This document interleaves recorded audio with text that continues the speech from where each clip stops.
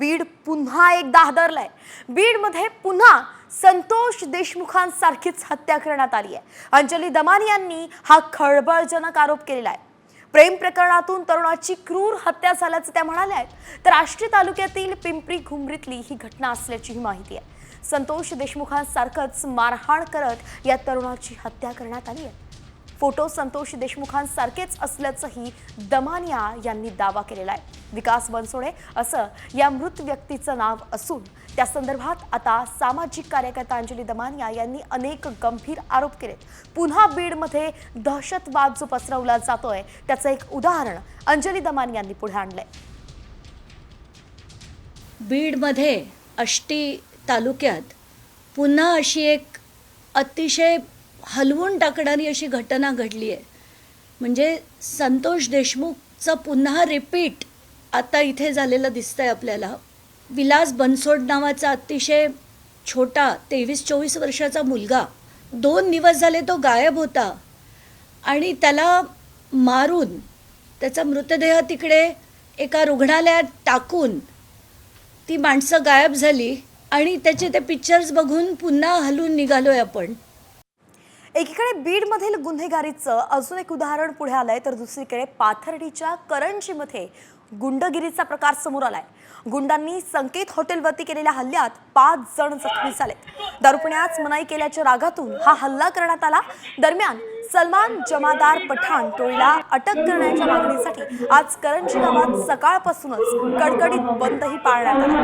नेमक्या हॉटेलमध्ये काय प्रकार घडला होता आपण साम टीव्हीच्या स्क्रीनवरती पाहतोय।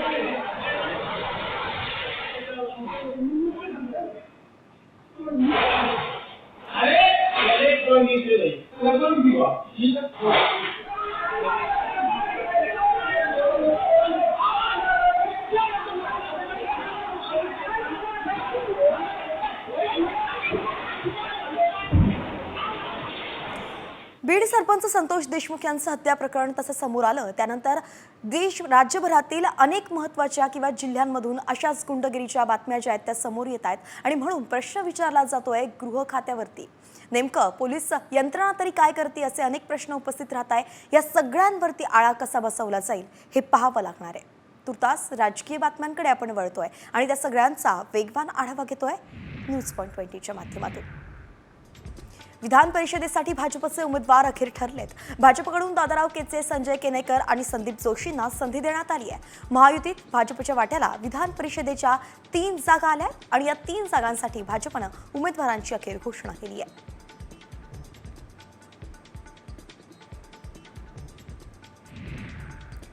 शरद पवार गटाची पुण्यात महत्त्वाची बैठक होणार आहे आणि या बैठकीचं मार्गदर्शन सुप्रिया सुळे करणार आहेत। दुपारी 3 वाजता मार्केट यार्ड इथल्या निसर्ग मंगल कार्यालयात ही बैठक आहे।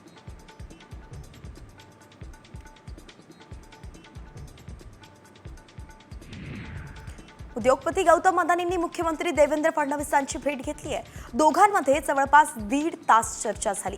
रात्री उशिरा सागर बंगल्यावरती ही भेट झाली आणि यावेळी विविध विकास प्रकल्पांवरती चर्चा झाल्याची माहिती आहे।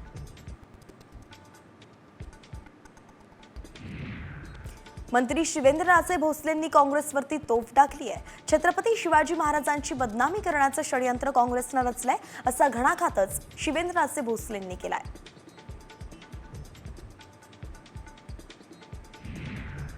शरद पवारांच्या राष्ट्रवादीचे प्रदेशाध्यक्ष जयंत पाटील आमच्याकडे येतील असा दावा मंत्री गुलाबराव पाटलांनी केलाय। जयंत पाटील हे राष्ट्रवादीत नाराज असल्याची चर्चा सुरू आहे आणि याच पार्श्वभूमीवरती त्यांनी हा दावा केलाय।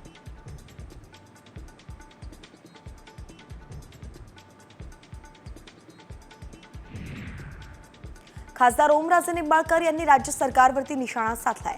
सर्वसामान्य जनतेच्या आरोग्याशी राज्य सरकारचा खेळ सुरू आहे असा घणाघातच ओमराजेंनी केलाय। तर धाराशिवच्या रुग्णालयाचा 361 कोटी रुपये प्रस्तावित खर्च आहे आणि त्यावरूनच ओमराजे निंबाळकरांनी सरकारवरती टीका केली आहे। औरंगजेबाच्या कबरीबाबत निर्णय घेण्याची जबाबदारी मुख्यमंत्री आणि दोन्ही उपमुख्यमंत्र्यांची आहे असं मंत्री गुलाबराव पाटील म्हणाले। बजरंग दलाचा आंदोलनाचा स्वतःचा निर्णय आहे, याबाबत सरकार विचार करेल असंही पाटील म्हणाले। कल्याणमध्ये शिळ तळोजा मार्गालगत असलेल्या 14 गावांचा महापालिकेत समावेश होणार आहे। एकनाथ शिंदेंच्या या निर्णयाला गणेश नाईकांनी आता विरोध केलाय. भविष्यात शिंदे विरुद्ध नाईक असा वाद उफाळणार का असा सवालही उपस्थित होतोय.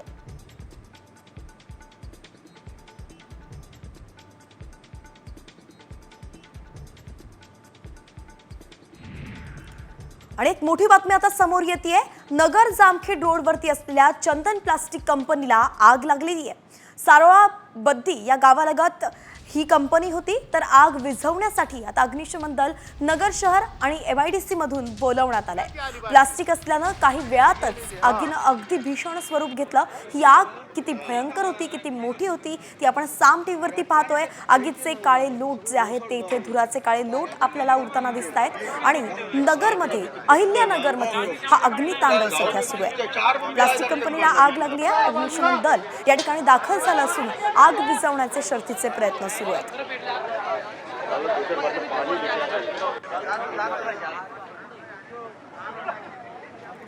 यानंतरची बातमी तुमच्या आमच्या सगळ्यांसाठी अत्यंत महत्त्वाची.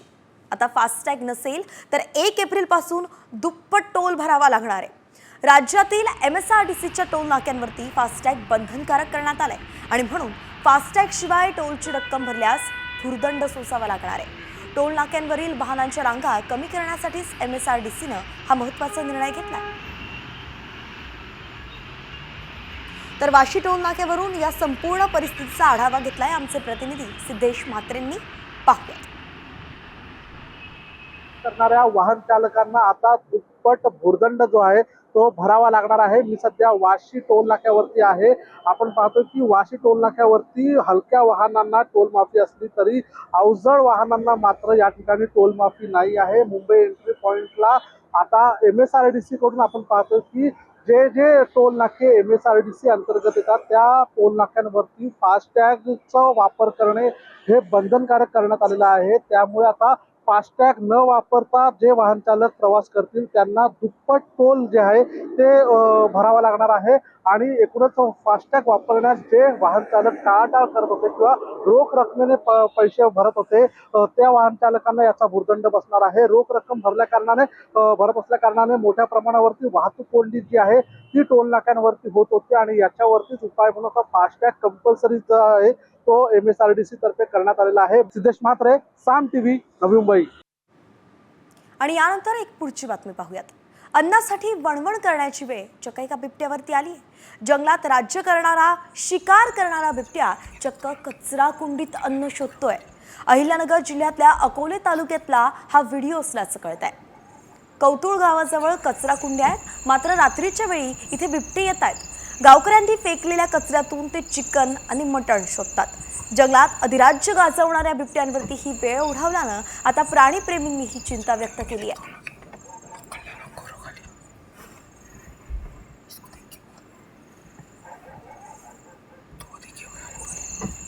यानंतर टॉप 50 कडे वळतोय. इतरही बातम्यांचा वेगवान आढावा घेऊयात. पुण्यात नरेगावच्या सोसायटीनं 32 सोसायट्यांचा रस्ता अडवलाय. ग्रीनलँड काउंटी सोसायटीनं 12 मीटर DP रोड अडून त्यात सोसायटीचं गेट तसंच गणपती मंदिर बांधून रस्ता अडवलाय. PMRD कडे वेळोवेळी याचा पाठपुरावा करून सुद्धा अतिक्रमण काढलं जात नाहीये आणि म्हणून हायकोर्टाच्या निर्णयाकडे दुर्लक्ष केलं जात असल्याची भावना नागरिकांनी व्यक्त केली आहे. यावरून नागरिक आता थेट आंदोलनावरती उतरलेत. पुण्यात विमानतळासाठी भूसंपादन केलं जात आहे आणि त्यासाठी MIDCनं 3,500 कोटी उभारलेत. पुरंदरकडे जाणारा 2,753 हेक्टरवरती हा प्रकल्प उभारण्यात येतोय. दरम्यान स्थानिक पातळीवरती या विरोधात आंदोलनं सुद्धा होत आहेत.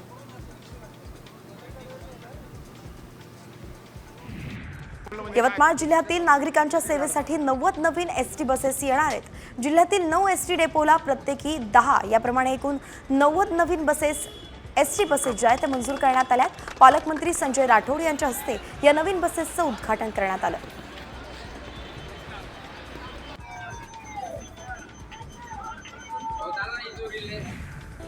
मुंबई पालिका कर्मचाऱ्यांना 12 लाखात घर मिळणार आहे. 4,000 घरांसाठी लॉटरी काढण्यात आली आहे आणि उद्यापासून त्याचे अर्ज भरता येतील.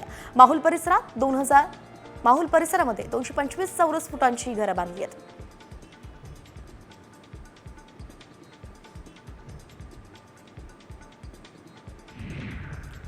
बातमी पुण्यातून आहे.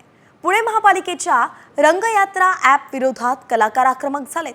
आज पुण्यातील बाल गंधर्व रंगमंदिरात नाटक व्यवस्थापनाकडून आंदोलन करण्यात आले आणि यावेळी अखिल भारतीय नाट्य परिषदेचे अध्यक्ष प्रशांत दामलेही उपस्थित होते. कुणाशीही चर्चा न करताच पालिकेनं हे ॲप तयार केल्याचा आरोप करण्यात येतोय. नाट्यगृह आणि सांस्कृतिक केंद्रामधील ऑनलाईन बुकिंगसाठी रंगयात्रा हे ॲप तयार करण्यात आलंय. त्यांना आणि व्यवस्थापकांना विश्वासात घेऊन या सगळ्या गोष्टी व्हायला पाहिजेत, कारण उद्या काय त्याच्यानंतर सर्वांची एक बैठक. पुन्हा वळतोय टॉप 50 कडे. उर्वरित बातम्यांचा वेगवान आढावा.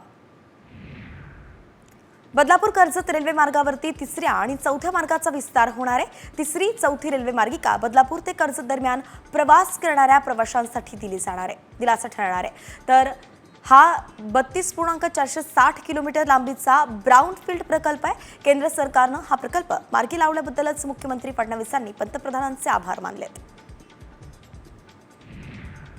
पश्चिम रेल्वेवरील दादर भुसावळ विशेष रेल्वे गाडीला पालघर रेल्वे स्थानकावरती अतिरिक्त थांबा देण्यात आलाय.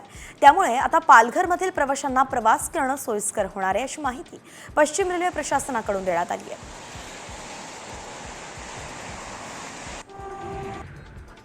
नंदुरबारमध्ये एसटी बसेसला जीपीएस लावण्यात आलेत. मात्र हे जीपीएस सुरू नसल्यानं शासनाचं कोट्यवधी रुपये पाण्यात वाया जात असल्याचं चित्र दिसून येत आहे. त्यामुळे हे जीपीएस सुरू करण्याची मागणी प्रवाशांकडून करण्यात येते.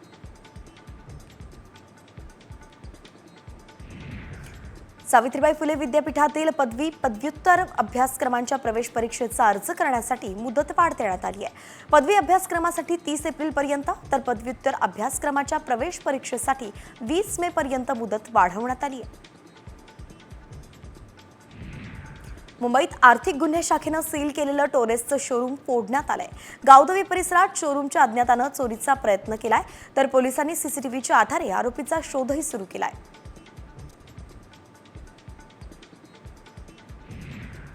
न्यू इंडिया कोऑपरेटिव्ह बँक घोटाळ्याप्रकरणी 5वी अटक करण्यात आलेली आहे. एका सिव्हिल कॉन्ट्रॅक्टरला वडोदरातून आर्थिक गुन्हे शाखेनं अटक केली आहे. गुन्ह्यातील तब्बल 12 कोटी रुपये त्याला मिळाल्याचा आरोप आहे.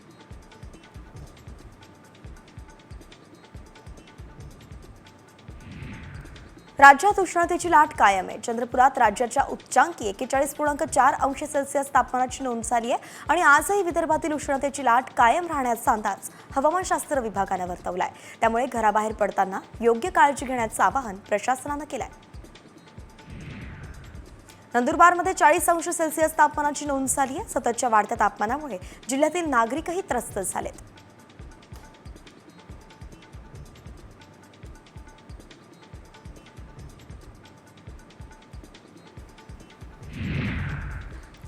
नांदेडच्या डॉक्टर शंकरराव चव्हाण सरकारी रुग्णालयात आयसीयू वॉर्डमध्ये नातेवाईकांचा रुमाल फडकवत रुग्णांना हवा द्यावी लागते. तिथला एसी बंद असल्यानं रुग्णांना मोठा त्रास सहन करावा लागतोय. मात्र याचं कुठलंच गांभीर्य प्रशासनाला असल्याचं दिसत नाहीये.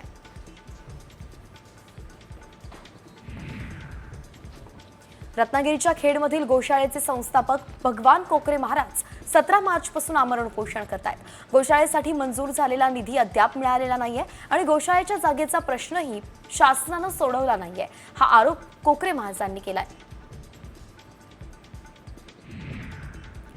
नाशिक जिल्ह्यात डोंगर जंगलांना अज्ञात व्यक्तीकडून आग लावण्याचे प्रकार घडत आहेत. या घटनांमुळे जंगलातील वनसंपदा, पशु यांना हानी पोहोचते. वन विभागाकडून कुठली कठोर पावलं उचलली जात नसल्यानं वनप्रेमींकडून नाराजी व्यक्त केली जाते.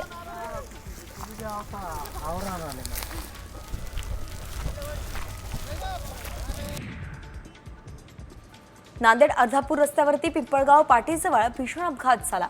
भरधाव कार थेट दुभाजक ओलांडून समोरून येणाऱ्या ट्रकला धडकली. अपघाताची घटना सीसीटीव्हीमध्ये कैद झाली आहे.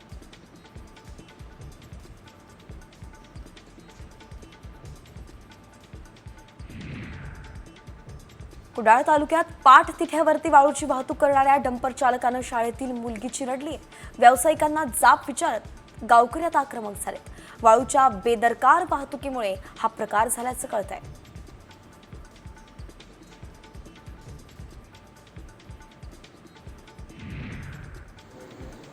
नाशिकमध्ये रेल्वेखाली आत्महत्या करणाऱ्या तरुणाला रेल्वे पोलिसांनी वाचवलंय. नाशिक रोड रेल्वे स्थानकावरती ही घटना घडली आहे. मित्रांसोबत भांडण झाल्यानं आत्महत्या करत असल्याचं तरुणानं कारण दिलंय.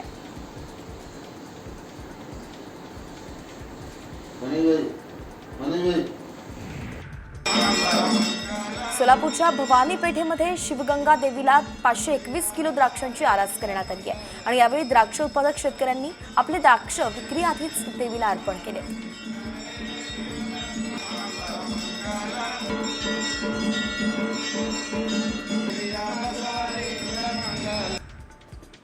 पंढरपूर जवळील बाभुळगाव इथे एका शेतकऱ्याच्या 20 शेळ्या चोरीला गेल्यात. अनेक गावांमध्ये वाढत्या चोरीच्या घटनांमुळे नागरिक आणि शेतकरी कमालीचे त्रस्त झालेत. अज्ञात चोरट्यांनी सुमारे 1 लाख रुपयांच्या 20 शेळ्या लंपास केल्यात.